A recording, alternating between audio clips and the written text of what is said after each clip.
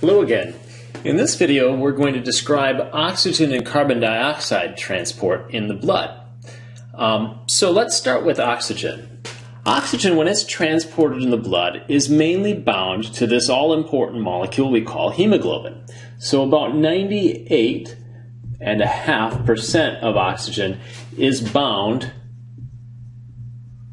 to hemoglobin. Now, when we have hemoglobin that's bound with oxygen, we call it oxyhemoglobin.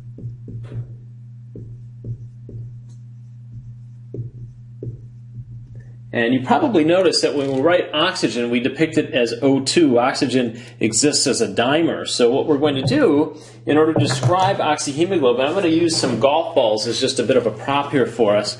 Each hemoglobin molecule is actually able to bind up to 4 oxygen molecules. So if a golf ball represented an oxygen molecule, hemoglobin would be able to bind 1, 2, 3, 4 oxygen molecules before it becomes fully saturated with oxygen. That's the upper limit of how much oxygen each hemoglobin molecule can bind.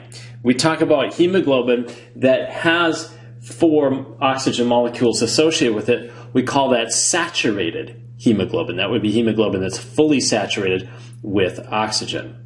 Now, the remaining 1.5% of oxygen in the blood is actually just dissolved directly into the plasma. So we'll depict that here. 1.5% is dissolved in the plasma. And that's really how oxygen is transported in the blood. Carbon dioxide is a little different. So for carbon dioxide, there are actually 3 different ways that carbon dioxide is transported in the blood. 10% of carbon dioxide, like oxygen, is dissolved in the plasma. I said like oxygen, but really much more by percentage, much more carbon dioxide is able to dissolve directly in the plasma. That happens to be because carbon dioxide is more soluble in solution. Carbon dioxide carbonates some of our favorite beverages. That's what gives it that fizz. 20% of carbon dioxide is bound to hemoglobin. And when we have carbon dioxide bound to hemoglobin, we call it carbaminohemoglobin.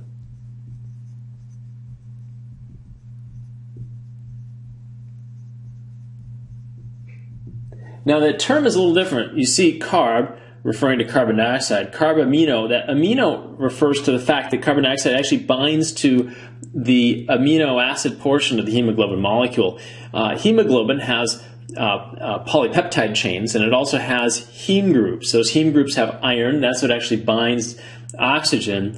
The polypeptide chains, or the amino acid portion of the hemoglobin molecule, is where carbon dioxide attaches.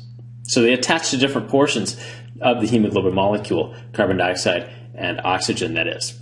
Now, 10 and 20%, that would be 30% of carbon dioxide. We still have 70% of the carbon dioxide remaining that we have not yet described. And that's what we're going to do here. 70%, the majority of carbon dioxide, when it's carried in the blood, is carried in the form of bicarbonate ions.